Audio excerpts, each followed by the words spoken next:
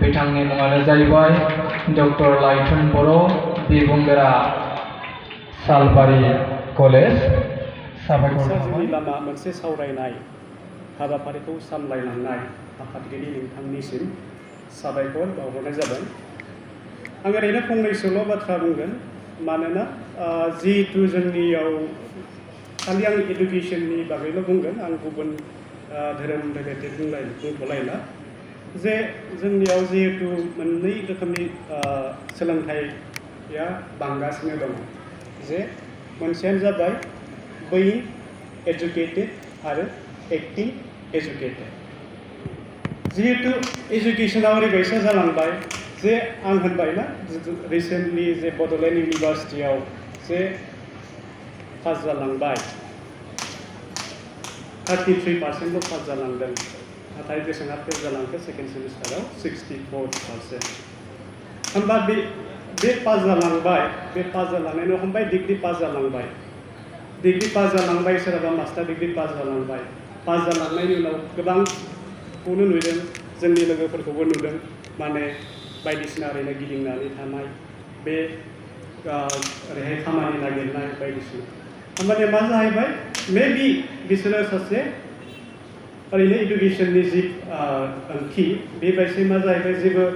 लाइफआव एसेबां एजुकेटेड जानायनि उनावबो गावनि जे थांना थानायनि राहाखौनो जुदि नागिरनानै मोनाब्ला, होमबानिया जों मा बुंनो हागौ, बेखौ सासे एक्टिं एजुकेटेड होननानै बुंनो हागौ, नट ए बिइं एजुकेटेड, सासे सोलोंथाइ गोनां सुबुं होननानै जोङो बुंनो हाया। मानोना एसेबां रोंखा राखा जानायनि उनाव जे सोलोंथाइ लानायनि गुबै जाहोनानो जे माबा मोनसे साख्रि मावनांगौ, माबा मोनसे साख्रि नङाबा जोङो जोंनि जिउखौ दैदेनलांनो हाया, बे नङा। जोङो बायदिसिना खामानि मावनानैबो सासे साक्सेसफुल जालांनो हायो, बा आबादारि आबाद मावनानैबो साक्सेसफुल जालांनो हायो। दा गुबुन जौगानाय हादोरफोराव जों नायोब्ला माबायसा नुयो, सोरबा सोरबा मास्टार डिग्री, सोरबा सोरबा PhD हल्डार, बिसोरो मा मावो, आबाद मावो, आबादारि। होमबा बेबायसा नोजोरखौ नायोबा जोंनि समाजाव जों मा होननानै बुंगोन, सासे एजुकेटेड मानसिया ओरैनो बेरायनानै थायोब्ला, जे सासे एजुकेटेड मानसिया जे इन्डिपेन्डेन्ट नङाबा, जे फेमिलिनि सायाव डिपेन्डेन्टबा, होमबा मा होननानै बुंगोन, बेखौ एसे नोजोर होनांगौ, एसे साननांगौ जानानै फैदों। जिहेतु दानि जुगा मा जादों, कम्पिटिसन जुग, जेरावनोखि जोङो बादायलायनायनि जुग होननानै बुंनाय जायो। जे बादायलायनायनि जुगाव जोंनिया डे बाय डे मा जालांदों, गोबां मास्टार डिग्री ओंखारो, दानिया गोबां ग्रेजुवेसन ओंखारो, बड'लेण्ड इउनिभार्सिटि बायदिसिना इउनिभार्सिटिनिफ्राय ओंखारो, नाथाय गासैबो गावबा गावनि आथिङाव गसंहैनो हायोना हाया, गासैबो हाजोबो। नाथाय मा जाहैयो, बेबायसानो बायदिसिना बेबायदिनो गिदिंलानानै थायो, बा गोबां नुदों आं ओरैहाय बेखिनियानो। आं जोबथारनायाव फंसेल' बाथ्रा बुंनोसै, धोरोमजों लोब्बा लानानै। जिहेतु बियो लाइमोन आफाद, जिहेतु बाथौ गौथुम, बे बाथौ गौथुमाव आङो हायोबा जोंनिया बेबायसा खालामनाया मोजां, माने जायफोर कलेज लेभेलाव फरायदों बिसोरखौबो लोगोआव लाफानाया मोजां, बा जायफोर हाइ स्कुल लेभेलाव फरायदों बेफोरखौबो लोगोआव लाफानाया मोजां। बे कलेज वाइज मोनसे बियाब हिसाबै मोनसे खालामलांनाया मोजां, मोनसे ग्रुप खालामलांनाया मोजां। होमबानिया मा जाहैयो, जोंनिया जे धोरोम, बे धोरोम फोसावनाय, बे धोरोम गुवारै आंनो निजेनो जेब्ला गुवाहाटि इउनिभार्सिटियाव फरायबाय दङमोन, जिहेतु बेबायसा धोरोमजों लोब्बा गोनां बेबायसा एसेबां नङामोन जोंनि फेमिलिया। ओरैनो खुलुमनांगौ, खुलुमो, बाथौखौ फुजा होनांगौ, होयो। खिन्थु जोंखौ जेरैहाय इनफ्लुयेन्स खालामनांगौ बिमा बिफाया, बेबायसा धोरोमखौ इनफ्लुयेन्स खालामबाखै। जोंनि बिमा बिफायाल' नङा, जोंनि समाजनि गासैबो बिमा बिफायानो बेबायसानो। माने दासो समजों लोगोसे जिहेतु नुदों, बेखौ नुनानै एसे माने सोलायहोनांगौ, नाजानायखौ धोरोमजों लोगोसे लोब्बा लाखिहोनांगौ, बेखौ दासो इम्परटेन्सखौ मोनथिदों। बिनि थाखायनो आंनि बायसाबा जे कलेज लेभेल, स्कुल लेभेलनिफ्रायबो जे जिहेतु बेयो लाइमोन नालाय, बेयो सेन्ट्रेलमोन ना अल आसाम, जे अल आसाममोन नालाय, बेवहाय साप'ज बड'लेण्ड इउनिभार्सिटि जायफोर बाथौ धोरोमारि बेफोरबो फैनानै बाहागो लाफैनांगौमोन, बा गुवाहाटि इउनिभार्सिटि बाथौ सिबियारि फरायसाफोर बिसोरबो कटन मुलुगसोलोंसालिनि बा गुबुननि सेन्ट्रेल इउनिभार्सिटियाव फरायबाय थानाय अब्लासो मोनसे मा जागोन गुवारै गोसारलांगोन बाथौ धोरोमा लोगोसेनो मोनसे जौगानाय फैगोन लोगोसे आरो आब्रुथिया बारायलांगोन हिसाबै जोङो सारांपारा होननाय बे सारांपारा गुदि फरायसालियावनो आङो बर' मिडियामावनो फरायदोंमोन जेब्ला आं फरायदोंमोन अब्लानिया जोंनि फोरोंगिरिया सासेल'मोन जोङो मोनब्रै थाखो दङमोन सेनिफ्राय 4 थाखोसिम बेवहाय सासेल' फोरोंगिरियानो जोंखौ सामलायदोंमोन बे सामलायनायाव जे गसाइनि अननायाव मोजाङैनो फरायलांनो हादोंमोन बेनि उनाव आङो एमइ स्कुलखौ बांगालिपारा एमइ स्कुलाव लादोंमोन बेनिफ्राय हाई स्कुलखौ आङो गरिबाखा गोजौ फरायसालियाव फरायहैदोंमोन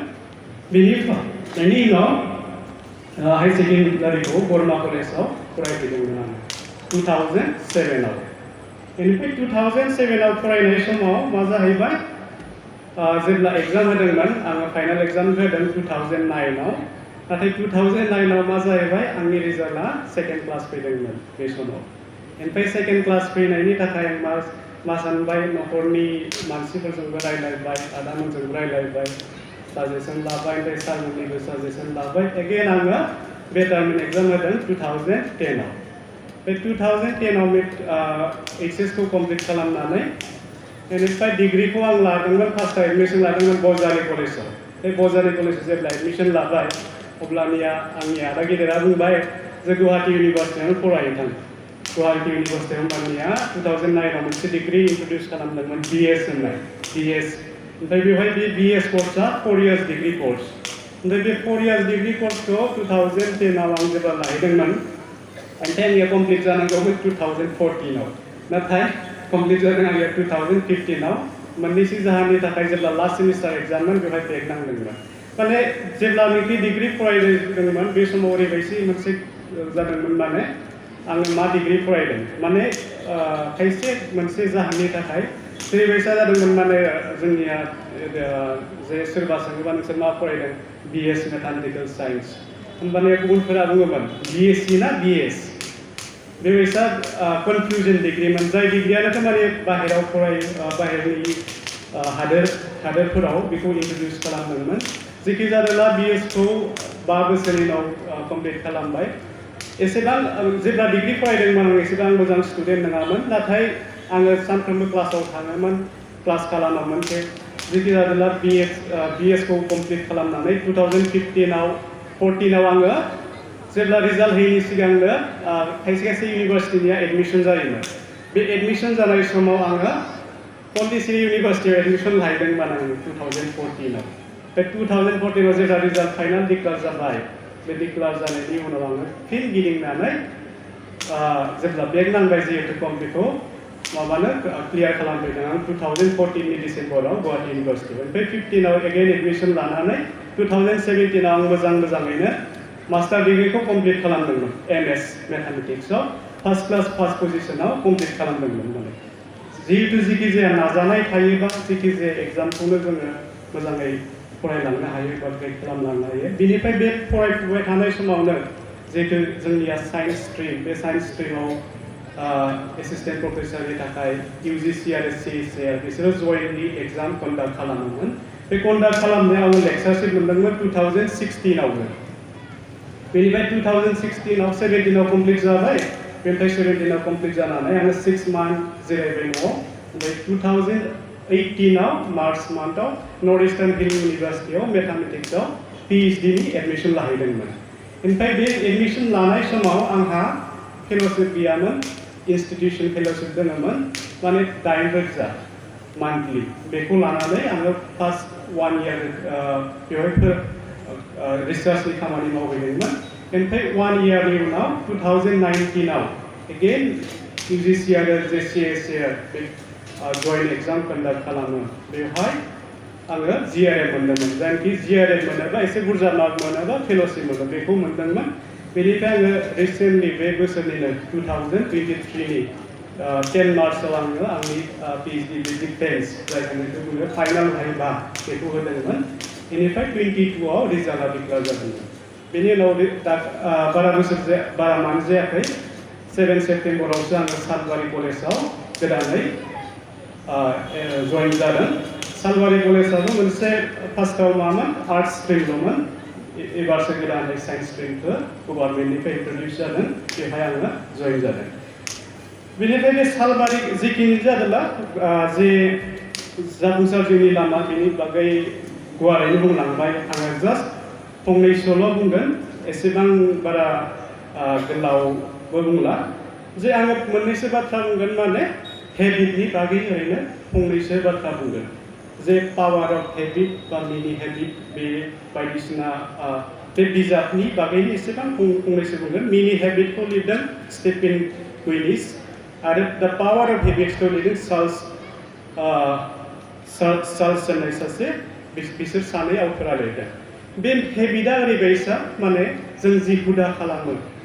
जेरै जों जि हुदा खालामो, बे हुदाया जुदि मोजांब्ला मा जायो, नोंनि इयुन फिउचाराबो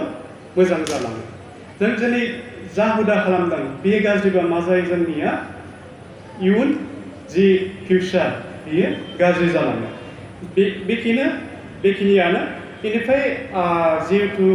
सारा आगोलाव बुंलांबाय बर' मिडियाम बे मिडियामनि बागै, आंबो बर' मिडियामनिफ्रायनो फैनाय, जे गोबां पेरेन्टसफोरा सानो जे जोंनि गथ' गथाया इंराजि मिडियामाव फरायबासो गोरों गोरा जागोन। नाथाय मोनसे बाथ्रायानो जाहैबाय, जोङो मा बाहायो, जों न'आव जेब्ला उन्दै जोनोम जायो होमबानिया गथ' गथायखौ जों मा खालामो, गिबियावनो जोङो बिसोरखौ बर' मिडियाम रायज्लायो, जे बर' मिडियामनि राव, जेरै आइ बा बाबा बेबायसा बा दाउफोर बेबायसा बायदिसिना सोदोब सोलोङो। बेनिफ्राय बियो जेब्लानोखि 4 बोसोर बा 5 बोसोर जाहैबाय, बेखौ जेब्लानोखि जों इंलिस मिडियामाव होनो हायो, होमबानिया मा जाहैयो, जे बे गथ'आ इंलिस सोदोब जेरै माबा मोनसे लिरनांगौ जायो, बे मायाव सानग्रोयो, फार्स्टआवनो बियो गावनि मादार टांआव सानग्रोगोन, गावनि बिमा रावाव सानग्रोगोन, बर' रावाव। जे बर' रावाव सानग्रोनायनि उनावसो बियो मा खालामगोन, इंलिसाव ट्रेन्सलेसन खालामगोन। बे इंलिसाव ट्रेन्सलेसन खालामनानै मा लिरो, जे बे इंराजियाव लिरो। होमबा बेबायदि माबायाव मा जाहैयो, जे उन्दै समाव जिखिनि रोंलांनांगौ दङ, बेफोरो खायसे खायसेखौ रोङालासिनो देरनानैसो गोरों जाहैयो। माने बेबायदि खस्थ'नि गेजेरजों भुगिनांगौ जायो जेब्लानोखि जों डाइरेक्टलि इंलिस मिडियाम। आं जेबो बुंला, खायसेया सानो जे माने इंलिस जिहेतु डिग्री लेभेलनि हाई सेकेन्डारिनिफ्राय जों इंराजियाव लिरहैनांगौ जायो, स' बेनिखाय इजि जायो, न' डाउट इजियाथ' जाहैखागोन, नाथाय मा थानांगोन, गावबा गाव रोंनो लुबैनाय थानांगोन। आं बे सालबारि कलेजावबो नुदों, मानोना जोंनि कलेजा गोदानै इन्ट्रडिउस जानाय, स' गोदानै इन्ट्रडिउस जानायाव मा जाहैबाय, जे जोंहा लेब गैया, नांगौ रोखोमनि लेब जाथ'वाखै। ओमफ्राय मा जाहैबाय, जोंनिया गथ'फोरा मब्लाबा 12थायावनो मब्लाबा 1थायावनो खारलाङो। माने जों थाबाय थायो बे स्कुलावनो, जिहेतु कलेजावनो थाबाय थायो, जिहेतु गोदानै एडिसनेल स्ट्रिम, स' बेवहाय मोनसे चेलेन्जिं जब बायसा, मानोना गासै डिपार्टमेन्टनि रेसपन्सिबिलिटि, कलेजनि रेसपन्सिबिलिटि जोंनि सायावनो गोजा। लोगोसे बेवहाय HODबो जानानै दङ, स' डिपार्टमेन्टनि जौगानाय, डिपार्टमेन्टनि गथ' गथायनि गासैनिबो बाथ्राखौ साननांगौ। बेवहाय थानानै ओरैबायसा मोनसे फिल फैदों, आङो ओरैबायसा मोनसे फिल फैदों, माने जोंनियाव जे एडुकेसन क्राइसिस गैया, जोंनियाव दं मा दङ, लार्निं क्राइसिसआ दङ जोंनियाव। जे लार्निं क्राइसिस, दाख्लैसो रिसेन्टलि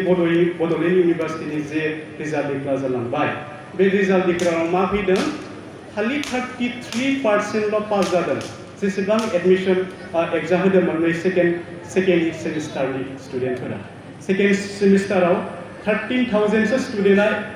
एडमिसन एग्जाम होदोंमोन, बिनिनो मात्र 7,000सोल' पास जादों, माने 33.40%आ पास जादों, बेनिफ्राय 60.60%आनो फेल जादों। जुदि गथ' गथाया जुदि क्लासावनो फैयाबा, स्टुडेन्टफोरा क्लासावनो फैया, अबभियासलि बियो फेल जाखागोन। बेबायदि कन्डिसनाव जानानै दङ, जे जोंनिया मा जानांगौ, बेनि थाखायनो सोलोंनो नाजानांगौ जेसेबां हायो, जे सोलोंनायनि जे रोंनो लुबैनाय थानांगौ। जेब्लानोखि रोंनो लुबैनाय गैया जायो, अब्लानोखि सासे मानसिया मा जालाङो, जे जेबो खामानियाव उदायलाङा जायो ओमफ्राय साक्सेसफुल जानायनि बे बागै गुवारैनो बुंलांखाबाय स' आङो बारा बुंला बेनि बागै ओमफ्राय जों बोरैहाय सोलोंनो फार्स्टआवनो सोलोंनोथ' नांगौ जों जेखिजाया माबाखौनो बोरैहाय सोलोंनो दा जों सोलोंनायनि थाखाय मा थानांगौ फार्स्टआवनो जोङो जायखिजाया मोनसे माबाखौनो स्टाडि खालामनांगोन खालामनायजों लोगोसे जों जि आयदायाव नों गोसो साप'ज नोङो मोसानायाव गोसो दङ नों मोसानायाव गोसो होनांगोन फरायनायाव गोसो दङ हमबाय नोङो बर'आवनो गोसो बर' साबजेक्टआव गोसो नों लिटारेचाराव मोजां लिटारेचार फरायनो हागोन बा इंलिसाव मोजां इंलिस फरायनो हागोन बेबायसा बा मेथ्सआव मोजां मेथ्स फरायनो हागोन साइन्सआव मोजां साइन्स फरायनो हागोन फार्स्टआवनो मा जानांगोन जे बेफोरखौ जों सोलोंनांगोन बेनिफ्राय जेखिजाया नोङो मा खालामनांगोन नों मोनसे पेशन खालामनांगोन जे पेशन खालामनांगोन जे मा जानांगोन बे रोंनो लुबैनाय बेनि बागै रोंनो लुबैनाय जानांगोन दा जोङो क्लास 5-6 नि स्टुडेन्टखौ जोङो माब्लाबा सोङो जे नोंनि पेशना मा एक्जेक्टलि बियो राइट एज नङा बेनि बागै सोंनायनि बे कुइसना बियो एक्जेक्टलि राइट एज नङा मानोना बियो जास्ट सोलोंगासिनो दोङो बिनि पेशनखौ बियो लासै लासैहाय डेभेलप खालामलांगोन ओमफ्राय डेभेलप खालामनानै लांनानै जेब्लानाखि गासैबो बे बिथिङाव गासैबो रोंखा राखा जायो अब्लासो बियो मिथिगोन बियो बिनि पेशन होमबानिया मा जाहैबाय बियो बे बिथिङाव मा जाहैबाय एजुकेटेड जाहैबाय बे एजुकेटेड जानायजोंल' जोंनिया मा जाहैबाय एडुकेटेड जानायजोंल' जेबो समाजा दावगाया मोनसे हादोरा दावगाया बेबायसा माने दा एजुकेटेड जाखांनायनि उनाव मा जानांगोन जों बेखौ एप्लाइड खालामनो हानांगोन एडुकेसननि मिनिङा बेनो जे रोंनानै माबा मोनसे सोलोंनानै बेखौ जेब्लानाखि एप्लाइड खालामनो हाया होमबाना बियो एडुकेसन लायनायनि जेबो मिनिं गैया स' होमबा बेयो जेबो ओंथि गैया होमबा बेबायसायै जोङो मा खालामनांगोन एप्लिकेसनखौ बेबायसा एप्लाइड खालामनो हानांगोन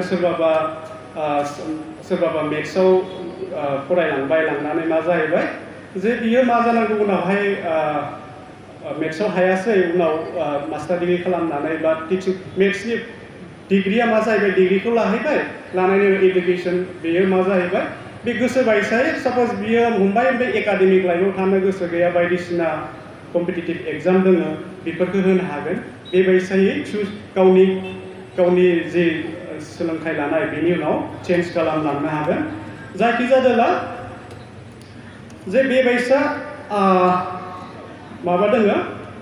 हुदा आरो बेबायसा हुदाखौ जे जोंनिया उन्दै गथ' गथायखौ जों मा खालामनांगौ जे हुदा खालामहोनांगौ जेरै बायसा जे फुङावनो सिखारनानै जे फरायनाय बेबायसा रोखोमनि आरो टाइम टेबोल मेनटेन खालामनो हाबा बांसिन मोजां जायो आं जेब्ला PhD खालामबाय दङमोन बे समाव आङो माने आंनिया जेबो टाइम टेबोल गैयामोन मब्लाबा गोसो जाबा फरायो मब्लाबा गोसो जाबा खामानि मावा मब्लाबा गोसो जाबा आं मा खालामोमोन हर सान मावो आङो फुंनि 5टा 6टा 7टासिम आङो खामानि मावो ओमफ्राय बेबायसा जालांबाय खामानि मावै मा जालांबाय आं हेल्थनि सायाव कनसियास गैयै रखम जालांदों आंबो जे कनसियास गैयै जालांनानै मा जाहैबाय आंहा माने बेक पेइन बायदिसिना जालांदों बे जथाब खामानि मावनाय टाइम मथे जे एक्सारसाइज गैयि बेबायदि कन्डिसनाव जालांदों जेखि जादोला माने टाइमखौ मेनटेन खालामलांबाय थायोबा मोजां गावनि थाखायबो मोजां इयुननि थाखायबो मोजां लोगोसे फरायलांबाय थायोबा बेनि थाखायनो आं दा मा खालामो सानफ्रोमबो मर्निं थाबायनो थाङो योगा खालामो बेबायसानो बे माबाखौ मटिभ जादोंमोन आङो रबिन शर्मानि 5 AM क्लाब होननाय मोनसे बिजाबनिफ्राय बे जोबोद मोजां बिजाब बियो जे 5 AM फुङावनो सिखारनानै जायफोरनोखि गेदेर मानसिफोर बिसोर फुङावनो सिखारनानै मा खालामो फार्स्टआवनो एक्सारसाइज खालामनो थाङो एक्सारसाइज खालामनायनि उनाव मा फैनानैसो बिसोरनि फार्स्ट सिखारनाय लोगो लोगो मा जायो एक्सारसाइज बेनि उनाव गावसोर जिखिनि खामानि मावदों बेखिनिखौ मावनो थाङो मावनायनि उनाव माने पुरा दिनानो बिसोरो एक्टिभ जाना थायो ओमफ्राय गेजेराव मा जायो जेब्लानाखि मेङो बिसोरो मा खालामो दसे सम आधा घन्टा बा 1 घन्टा बेबायसा रेस्ट लायो उन्दुयो बा फेमिलिनिफ्राय गोबां सापर्ट मोनदोंमोन आदामोननिफ्राय रां रुफा बेबायसा जिखिनि नांगौ जेसेबां हायो बिसोरो हेफाजाब होदोंमोन बिसोरो आं जेब्लानाखि HS आव बेटारमेन्ट थांदोंमोन बे समावबो आंजों मदद होदोंमोन बेनि थाखायनो आङो बे जि दानि बे स्टेज बेखिनिखौ मोनफैनो हादों लोगोसे आदा सानै दङ बिसोर सानैयाबो जेसेबां नांगौ हरदों बा आइमोनाबो सापर्ट खालामदों बे रोखोमनि खारन आफाया जिहेतु सासे फार्मार आबादारि एसेबां इनकाम गैया जिखिनि आबाद मावो बेफोरनि बादैबो सोलिलाङोमोन गेजेर ससेयाव जों जेब्ला आदामोना फरायबाय दङमोन बे समाव गासैखौबो हा बन्द हिसाबै दोननांगौ जादों बे गुबुन खोथा जिहेतु आदामोना जेरावखि फरायनानै जे मोनसे मेरला खामानि मावबाय बिसोरनि थाखायनो आं बे स्टेजखौ मोनफैदों होननानै आं सानो फार्स्टआवनो आङो जेब्लानोखि HSनि एग्जाम होदोंमोन फाइनाल एग्जाम बेवहाय जानो हागौ आं जेरैबायसा फरायनांगौमोन बेबायसा फरायस्लाबनो हायासै जिहेतु सेकेन्ड क्लास मोनबाय मोननायनि उनाव आं सानबाय जे माने जिखिनि मार्क मोनबाय आङो बेखिनि मार्कजों आङो माने मोजां कलेजाव आं एडमिसन मोननाय नंखाया आं मोजां कलेजाव एडमिसन मोननाय नंखाया आङो एडमिसन लायोब्लाबो आङो बरमा कलेजाव लाखिनांगोन बा टाउननि कलेजावथ' आं माब्लाबाबो कमप्लिट खालामनो हाया जिखिनि मार्क मोनदों बेनि थाखायनो आं मा सानबाय फिन मोजाङै आङो एग्जामखौ लिरफिनगोन होननानै आङो मोजाङै प्रिपारेसन खालामदोंमोन बे प्रिपारेसन खालामनानै 2010आव एग्जामखौ होफिननानै मोजाङैनो मोजां कमप्लिट खालामदोंमोन बेबायसानो जेब्लानोखि आङो आरो नेक्स्ट आङो बेवहाय एसे गेजेर गेजेर नार्भास जायोमोन नाथाय थेवबाबो मोजाङै फरायलांदोंमोन HS समाव बेनिफ्राय जेब्लानोखि आं पन्डिचेरियाव थांनानै उनाव फैफिननायनि उनाव आं जेब्लानोखि ग्रेजुवेसन खालामदोंमोन बे समाव आङो बायदिसिना एग्जाम कम्पिटिटिभ एग्जामनिबो फारसे स्टाडि खालामलांबाय थायोमोन जेरै बायदिसिना मेगाजिन कुरुक्षेत्र योजना बायदिसिना बायनानै फरायोमोन माने बे समाव आं सानदोंमोन माने जे UPSC होगोन बा APSC होगोन बेबायसा सानदोंमोन बे समाव बेनिफ्राय जेब्लानोखि आङो पन्डिचेरियाव थांनानै बेनिफ्राय बेग नांनानै फैफिनबाय ओमफ्राय फैफिननानै मा जाबाय माइन्डआ चेन्ज जाबाय नङा आङो UPSC एग्जाम होला जेबो एग्जाम होला आङो जेब्लानोखि फैदोंमोन आङो APSC एग्जाम होनो होननानै आङो आंनि सिस्टारा गुमै आरो आब'आ एयारपर्टआव थायो स' एयारपर्टआव आं थांना थाहैदोंमोन सानसे एग्जाम होनो होननानै आङो फैदोंमोन बिसानि न'निफ्राय फैनानै मा जाबाय आङो जालुकबारिसिम मोनफैदों जालुकबारि मोनफैनानै अट'निफ्राय ओंखारफिननानै फिन गारि हमनानै बिसानि न'आव थांफिनदों आङो एग्जाम होला आं मास्टार डिग्रिखौनो मोजाङै फरायफिनसिगोन होननानै बेनिफ्राय थांबाय आं गोबां कनफिउजनाव दङमोन जे लाइफआव साक्सेस जागोन ना जाया जे फरायनानै एकाडेमिक लाइफआव थांनो हागोन ना हाया गोबां चेलेन्जिंमोन मानोना ग्रेजुवेसनाव खायसे बाथ्राखौ आङो आं क्लियारै बुंनो सानो जे ग्रेजुवेसनाव खायसे बाथ्राखौ जिहेतु मेथ्सनि खायसेखौ आं मोजाङै मोनथियामोन स' बेनिफ्राय मास्टार डिग्रिया बहुद चेलेन्जिं जादों बहुद मोजाङै गोबां खस्थ' खालामनांगौ जादों जेब्लानोखि खस्थ' खालामबाय जेब्लानोखि आं फरायनो स्टार्ट खालामबाय जेब्लानोखि इउनिभार्सिटि प्रफेसारफोरखौ एप्रच खालामनो हमबाय जेब्लानोखि आं कुइसन सोंनो हमबाय अब्लानिया मा जाबाय बिसोरबो आंखौ गोबां सापर्ट खालामबाय मटिभेसन खालामबाय बेबायसा जाहैबाय गोबां कुइसन सोंनायनि गेजेराव जेरैबायसा सक्रेटिसनि बेस्ट स्टुडेन्टआनो मायो प्लुट'आ गोबां कुइसन सोङोमोन बियो लायोमोन प्लुट'आ सक्रेटिसनि एगेन्स्टआवबो थाङोमोन गेजेर गेजेर जेब्लानोखि एगेन्स्टै थाङो माने जे गोबां दा मानसिफोरानो बुङो जे आर्ट्सआव जुदि PhD खालामोबा फिल'सफिफोराव PhD खालामोबा मा जानांगौ बेहाय लजिकसो नालाय जे जायबा गाइड बे गाइडआ जेरै थिनदों बेबायसा नोङो जुदि थाङोबा नों जास्ट PhDखौल' मोनगोन नों जुदि बेनि एगेन्स्टै जुदि नों कुइसन एराइज खालामनो हायोबा लजिकेलि एराइज खालामनो हायोबा नों मा जागोन PhD मोनगोन सासे रोंखा राखा सासे डक्टरेट डिग्री सासे दा ओंखारलांगोन बेबायसा आरो ओमफ्राय बेबायसा मटिभेसन खालामदोंमोन मोनसे सोंनाय गोसोआव फैदों जे आफ्टार ग्रेजुएसन नोंथांनि थांखिया थियाव गैथ'वामोन आंनि फिलिंस आरो नङा होमब्ला खिन्थु नोंथाङा मोनसे थांखि दंमोन एजुकेसनखौ जेरैब्लाबो फोजोबगोन बे मोनसे थांखि दंमोन दा आं बेखौनो सोंबावदों थांनाय फैलाय समा एसे गेजेराव बारलांदों बै समाव माब्लाबाफोर नार्भास जादोंमोन नामा जेरैहाय बेटारमेन्ट होफिनदोंमोन बैनिफ्राय बेक जानानै आरो फैफिननांदोंमोन बेयाव माब्लाबाफोर नार्भास जादोंमोन नामा जेराव नोंथाङा UPSC ना APSC नि थाखाय माबा मोनसे एग्जामावबो थांदोंमोन आरो थांफिनदों बेयावबाबो माबाफोर नार्भास दंमोन नामा नार्भासाथ' दङमोन दंनायालाय गैया नङा नाथाय जिहेतु गेजेर गेजेर सानोमोन माने जे मोजाङै कनफिउजनमोन माबे फिल्डआव थांगोन ना बे APSC होनो UPSC होनो ना बेंकिं सेक्टर एग्जाम होनो बेबायसा बायदिसिना एग्जाम होलाबायदोंमोन आं गेजेर ससेयाव बेनिफ्राय जेब्लानाखि नार्भास जादोंमोन मानोना गावनि लोगोफोराबो सोरबा सोरबा क्रेक खालामहैदोंमोन सोरबा सोरबा बेंकिंआव मोनहैदोंमोन बिसोरो बुंदोंमोन आंखौ मानो एसेबां कनफिउजन जोबोदनि गेजेराव गोबां स्ट्रागलनि गेजेराव जोंहा सानै फुंखा दङ दा बेनि गेजेराव नोंथांनाव आं मोनसे सोंबावगोन बाथौ धोरोमखौलायनो जाम्बा जाम्बियासो लाखिबोदों दहायबो बुंलांदों बिबुंथिगिरिफोरा बुंलांदों आरो बेखौ बांसिनै आर्ट्सआव फरायनायफ्रा फोथायो साइन्सआव फरायनायफोरा साइन्सनि स्टुडेन्टफोरा बिगियानखौ फोथायानो बे बेलायाव नोंथाङा मा बुङो धोरोमखौ फोथाया इसोरखौ फोथाया धोरोमखौ फोथायनो हागौ इसोरखौ दं होननानै बिथांमोना माब्लाबा फोथाया जिहेतु नोंथाङा सासे साइन्सनि स्टुडेन्ट बे बेलायाव नोंथाङा मा बुङो धोरोमनि बागैबा आं बेखौनो फोथायो जे जिउआव थांनानै थानो थाखाय जोङो माबा नङा माबा मोनसेखौ फोथायनानै जोङो थांनानै थानांगौ जायो जेब्लानाखि मोनसे धोरोम बे धोरोमनि जे मोनसे माबा खामानिखौ मावनो मोना बेखौ मावोबा मावथारनांगोन बेफोरबायदि जुदि फोथायनाय थायाबा सासे मानसिया मा जालाङो बिनि जेबो केरेक्टार बिनि गासै माबायानो गैया जालाङो बेनि थाखायनो माबा नङा माबा मोनसेखौ फोथायनानै मानसि सासेया मानसि महरै जोनोम मोनदों जिहेतु मानसि सासेया फोथायनानै लानांगौ आरो आंनि बायदिब्ला जोबोद बाख्नायथाव थामहिनबा बिथांमोनाबो थोंजोङै इसोर दङ बोराइ बाथौ दङ होननानै फोथायो बेनि थाखाय नोंथांमोना खनसे आखाइ खबनानै बिथांमोनखौ बरायनांगौ आरो नङा होमब्ला दिनै नोंथांखौ जोङो सासे साक्सेसफुल मेन देरहासारनाय सुबुं होननानै सानो बे बेलायाव नोंथाङा गावखौ मा होननानै सानो